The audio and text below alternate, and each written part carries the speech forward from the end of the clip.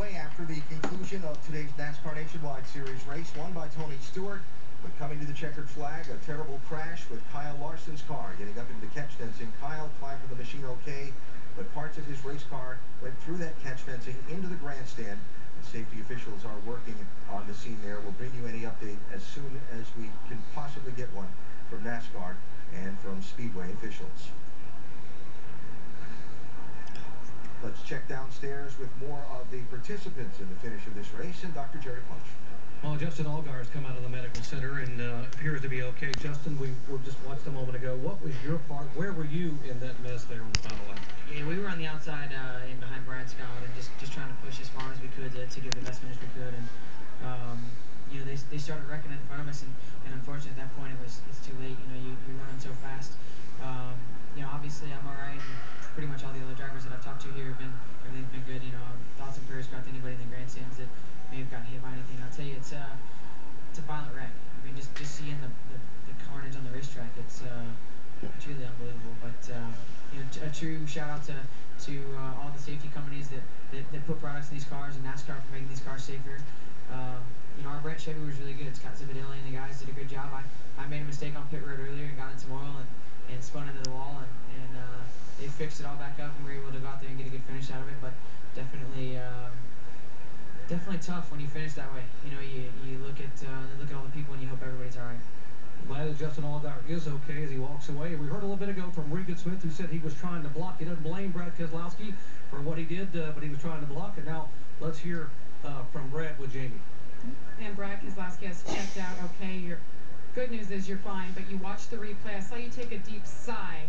What did you see? What was your reaction looking at that? Well, I mean, watching the replay, my reaction I think is probably the same as everyone in the garage, and that is hoping everyone in the grandstand's okay. It's really important for us as a sport, so you know, that's the first thing I want to say. But it was a long race. I think we saw a lot of action, a lot of chances for, you know, winning and passing and everything you can see, and we were in a really good position there with Regan at the end of the race, and we worked really well together. And when it came down, I felt like I was in the spot to win it, and wanted to make the winning move. And you know, obviously he threw a block on it.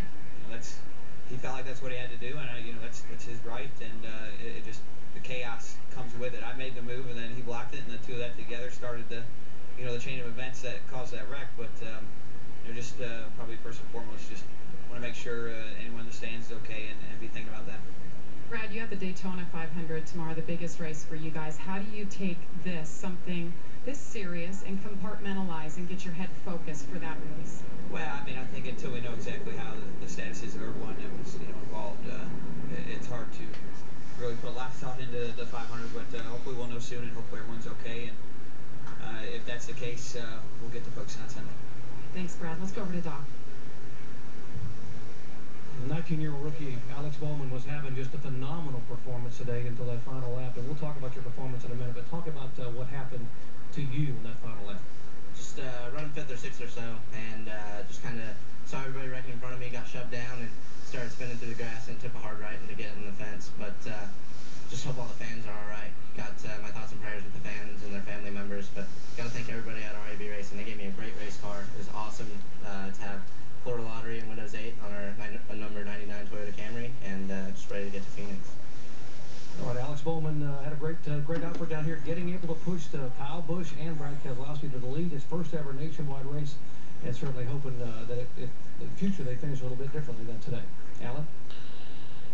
All right, Doc, thanks. And as we look on at this scene at Daytona International Speedway, I am reminded by Bill France Jr., the longtime NASCAR chairman and the Speedway president, who said that when you sign on to be a competitor in the race, you sign on to assume the risk. And the measures that are taken to try and keep things out of the grandstand are so extreme and so great that it's surprising when this happens, but I guess maybe it shouldn't be shocking. No, you know, sometimes we forget just as many advancements been made in the sport for safety.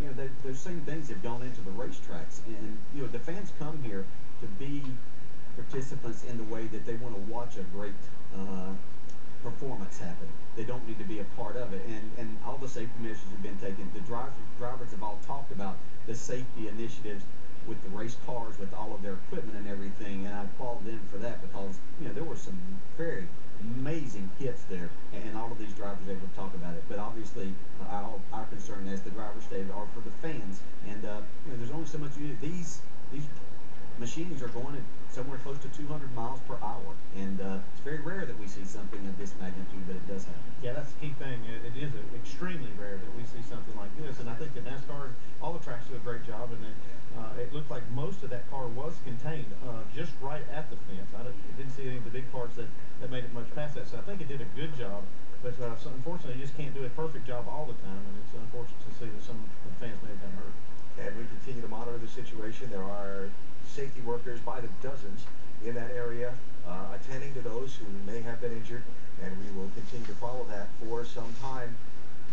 With respect to that situation, and as we continue to monitor it in an absence of any further information at this moment, I just turned my attention back to the race for just a second. It was, until that moment, a spectacular show. It was just unbelievable what we saw all day long from these drivers, from veteran drivers to those rookies that we talked about that had very little experience racing here. What a phenomenal job. I think it's the best that I've seen, even with drivers that we've seen before be here with equipment that maybe wasn't up to par, but they took it to the front, and it's just amazing to watch what was happening there. The most leaders that we've seen, and just incredible racing. And still, to me, what's most incredible is Tony Stewart. How he keeps doing this. He finds his way. He was, 21st on that one of the last restarts late in the race. He was talking about time to go. We knew he was going to get there, but just didn't know how he was going to do it. It's just amazing that he was able to bring the car to the front. It was going to be a great finish if we hadn't had that mishap right there at the finish. A tremendous race all afternoon at Daytona. Unfortunately, though, our attention focused on the incident coming to the checkered flag that saw parts of Kyle Larson's car pierce the catch fencing and end up on the grandstand side of the racetrack. We wait and stay on the air to bring you any word we might get from Speedway or NASCAR officials as soon as possible. We'll take a break and come back to Daytona in a moment.